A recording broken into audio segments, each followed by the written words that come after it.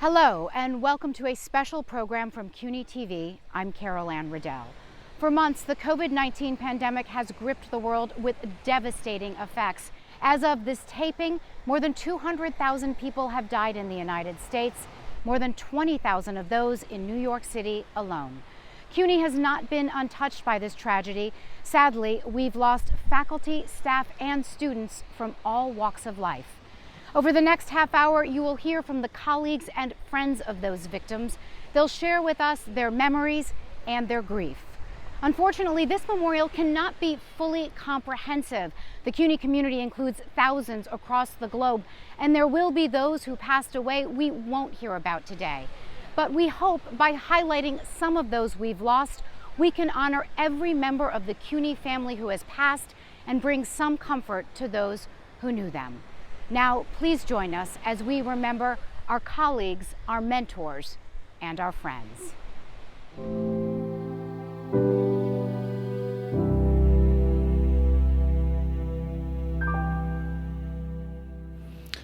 The pandemic has impacted us in so many ways, but the losses it has caused, including our beloved colleagues and friends, are so very difficult to comprehend and to accept.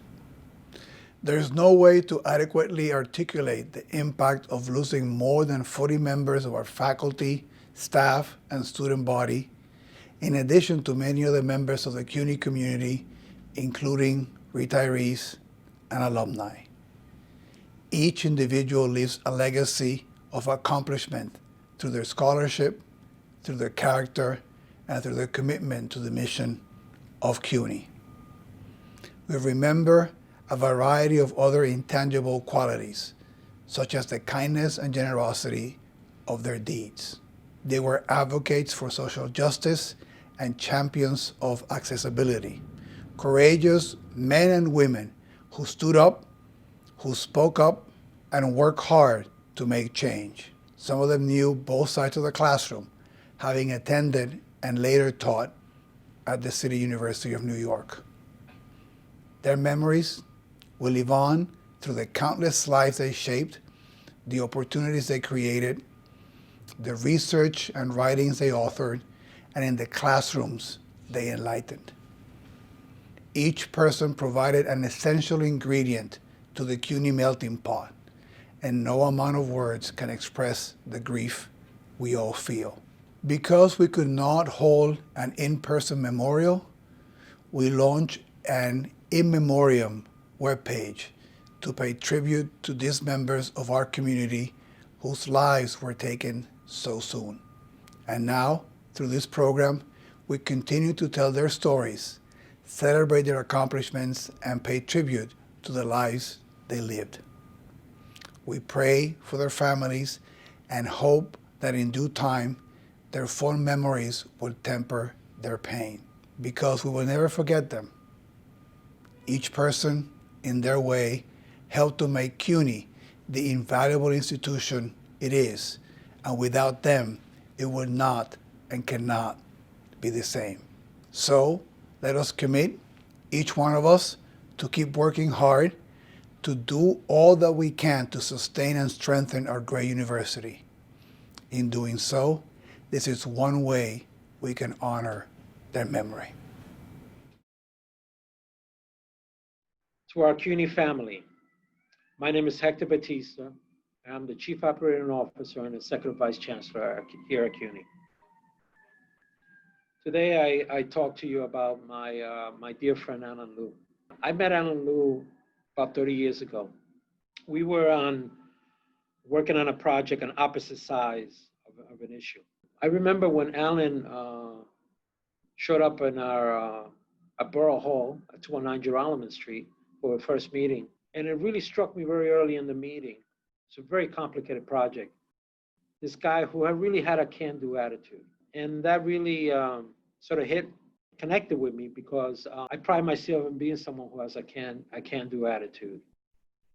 And even though through that project, we butted heads, and because we both represented different interests, it was that mutual can-do attitude that really helped us move that project along. And through that project, we developed a relationship, a friendship, a professional friendship. He then got a job in Washington, D.C., and he was commuting back and forth.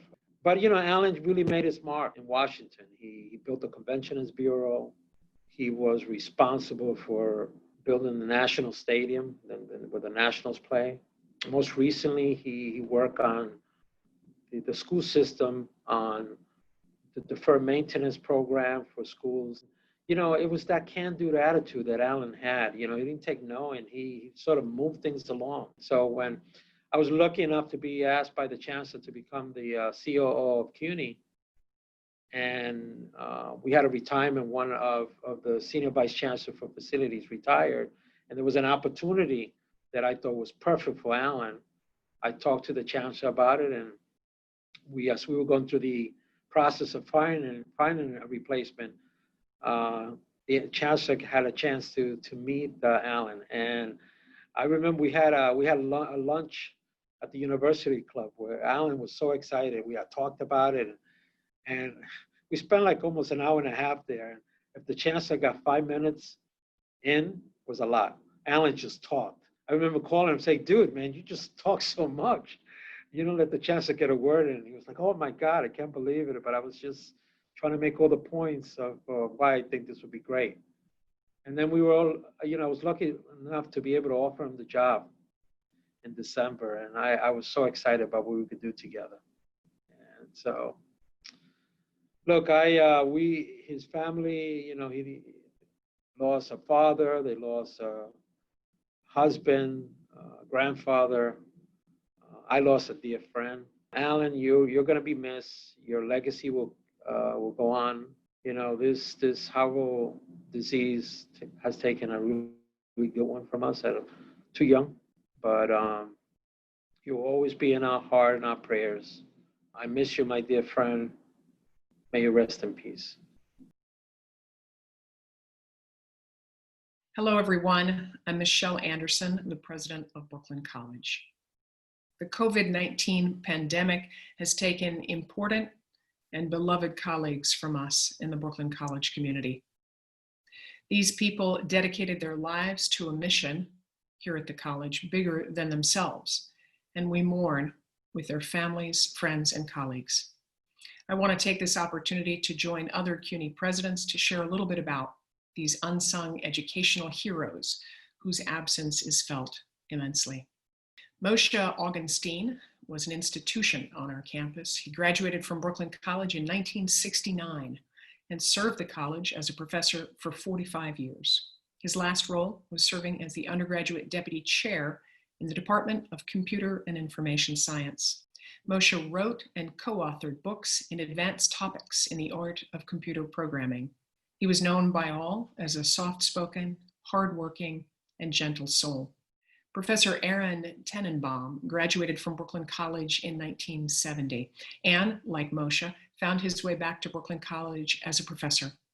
In 1974, Aaron was hired as an assistant professor in the recently formed Computer Information Science Department. Together with other young hires like Moshe, he helped shape the curriculum of this brand new department. Aaron was an excellent professor and developed a specialty in crucial data structures. Over the next 15 years, he wrote a series of books on this topic, some of which are still in use today. Aaron became chair of the CIS department in 1985 and served in that role for some 25 years. Professor Mark Bloom enjoyed a long and distinguished career as an Obie Award-winning stage and screen actor. He also taught in the college's MFA acting program for 15 years. Mark's most notable credits on Broadway include 12 Angry Men and Lost in Yonkers, among many others. An outpouring of love and grief from students flooded social media after he passed. One student said, quote, "Mark was a wizard of encouraging us to bring ourselves to the character while separating criticism of the art from criticism of the artist. He encouraged us to be dangerous, be specific, and to honor the hard work that comes with the calling of being an actor. I'll never forget that, end quote. Renowned physicist Peter Brancazio was another professor whose work was known far and wide. Teaching at Brooklyn College for more than 30 years, he gained celebrity in both the science and sports worlds for debunking myths, such as the length of Michael Jordan's hang time. One of Peter's colleagues said of him, quote, "Peter was a good friend, a masterful teacher, and a beloved mentor to decades of students. Peter dearly loved his wife of 57 years, Ronnie, his family, travel, opera, and his Italian heritage," end quote. Paul Sheldon was a gifted and respected clarinetist, saxophonist, flautist, conductor, arranger, and educator. As a professor of music, he taught for 34 years at the Conservatory of Music at Brooklyn College. He played under Leonard Bernstein, and he had a huge impact on everyone he touched. Paul also served as director of music in the college's former School of General Studies, as an assistant dean for research and graduate studies, and a founder of the conservatory's clarinet quartet. A staff member who we will miss dearly is Juliette Monroe, a Brooklyn College graduate from the class of 2007 who received her bachelor's degree in Africana Studies. She worked at the college for more than 12 years and served as a human resources manager for recruitment and employee relations, playing a critical role to help us fill vacancies and expand our family with quality people. Juliette pursued an industrial and labor relations master's degree at Baruch, continuing her career in human resources as a CUNY recruitment coordinator. She was also a proud Jamaican-rooted Brooklynite who was active in her community. As a colleague, it was said that Juliette never liked being addressed as HR manager or Ms. Monroe. She simply wanted people to call her Juliette. Rest in peace, Juliette, and all the other Brooklyn College family members we have lost to this terrible pandemic. We will carry on our work at Brooklyn College in your honor. Hi, I'm Samir Chopra, Professor of Philosophy at the Department of Philosophy at Brooklyn College.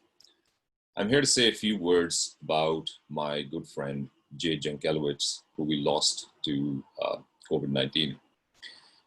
When Jay passed away, and we received the news about that from our chair, Robert Lurz, to say that the department was shocked would be an understatement. We had not lost a co-worker, we had all lost a good friend. And my feelings at that time, which I expressed in some writing online and in a couple of meetings with my department workers and my colleagues and friends, was that Jay was someone who fused the ideas of being a co-worker and a friend with all of us.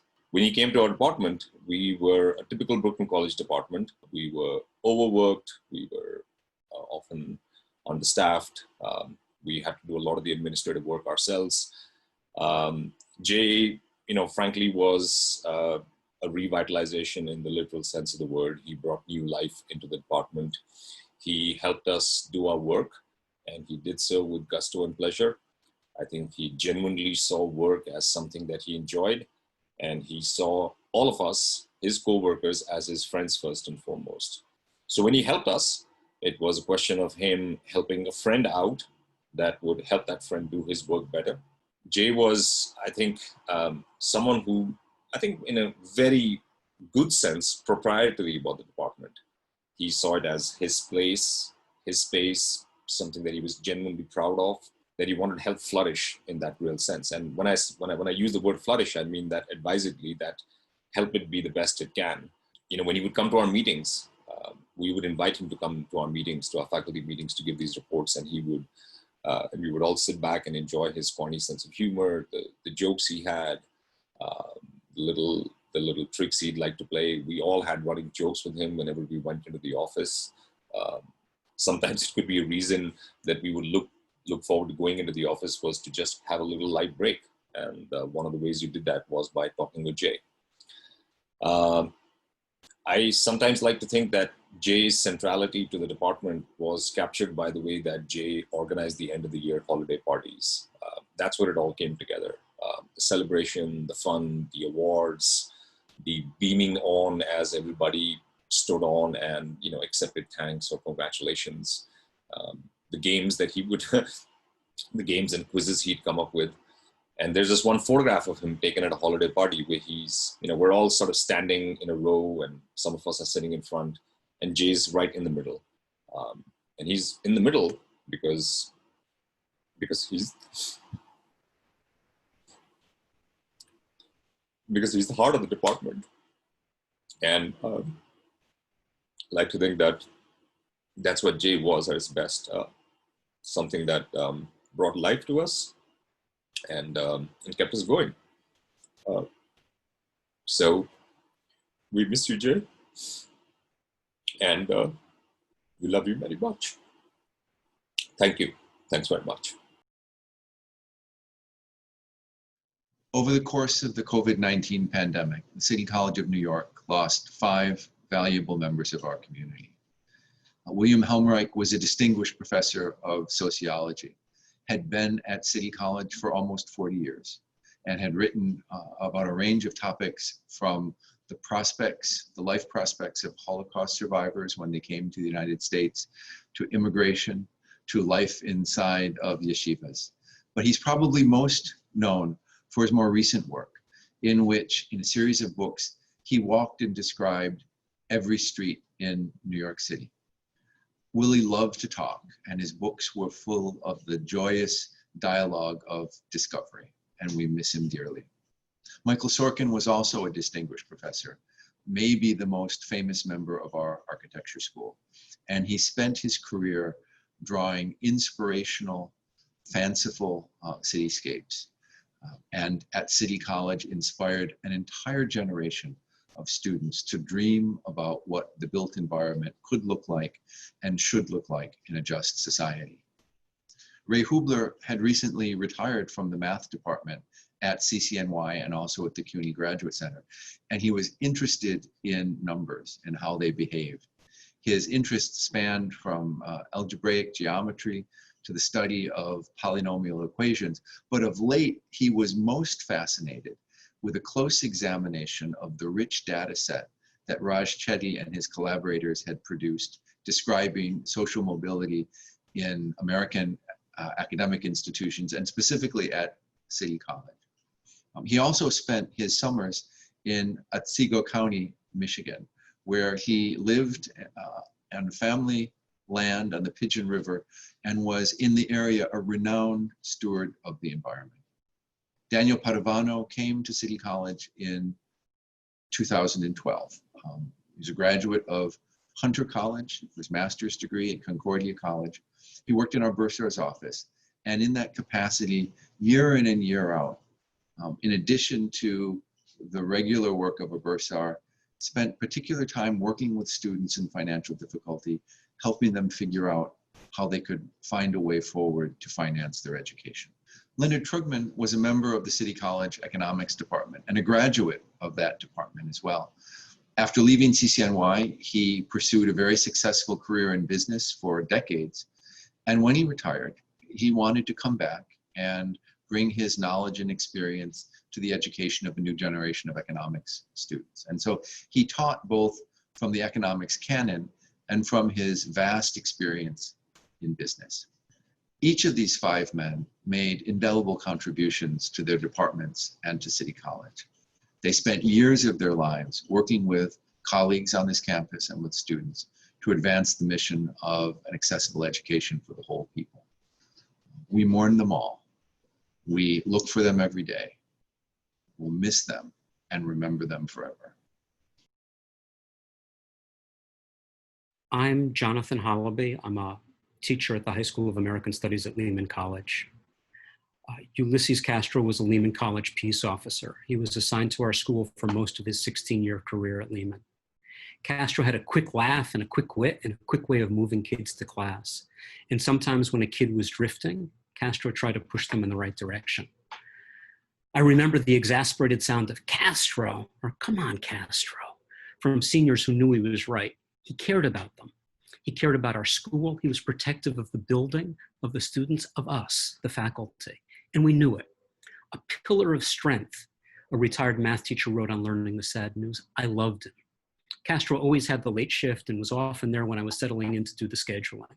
Those late afternoons and early evenings we talked. We talked about labor, we talked about sports, we talked about politics, we talked about policing, we gossiped. Castro often took a psychological approach. He delved into the motivation of individuals. What made them do the things, good or bad, that they did? I want more time to think about Ulysses, about the hours we spent talking, about what he meant to our small schools community. I will miss him." Hello, I'm Berenice Johnson-Eames, President of York College, CUNY. I want to take this opportunity to honor the memory of the members of our community that were lost during this COVID pandemic time. We are devastated at the loss, but joined together in honoring the memory of each of these particular people and all that they brought to our space. We thank them for being a part of York College. Paul Klein, Assistant Professor, Business and Economics. Luis Diaz, Custodial Assistant, Building and Grounds. Ralph Steinberg, Adjunct Assistant Professor, Chemistry. Samuel Borstein, Professor Emeritus. William Toul Duval, Professor Emeritus. Yves Rosas, Adjunct Assistant Professor, Occupational Therapy. David Ernst, Professor Emeritus. Rashmi Christian, Finance Procurement Manager, Business Office. We cannot be more devastated and profoundly touched by the fact that we lost these members to this devastating pandemic experience. But what we hope is that we can circle together as a community and hold each other up and be strong and honor the memory of these wonderful people. We honor them as one York community, one York College. Thank you. My name is Anne Delilkin. I am the chair of the Department of Humanities at New York City College of Technology. I was fortunate enough to have Carmen Valle as my friend and colleague for many, many years. I remember when I first met Carmen being struck by how extraordinary her presence was. She was a bouquet of flowers in every sense of the word. The colors that she put together in her incredible outfits, the jewelry, her bracelets, her rings, the fire in her eye, and that perpetual, very faint bouquet of lily of the valley that followed her wherever she went. We used to wait for her to arrive every day just because she made such an entrance every single time. Carmen was an extraordinary colleague to all of us. She, with Professor Granados, ran the Puerto Rican and Latin American Studies division of our program, brought in poets to read, and of course there were her wonderful poetry readings as well. Carmen was very passionate and fiery, as I'm sure many know from just her poetry, but even as a person, there was no issue that she didn't have a really strong and clearly articulated opinion on. She was a really dear friend, and in some ways looked out for me almost like a sister over time. We will never quite fill the void that she has left.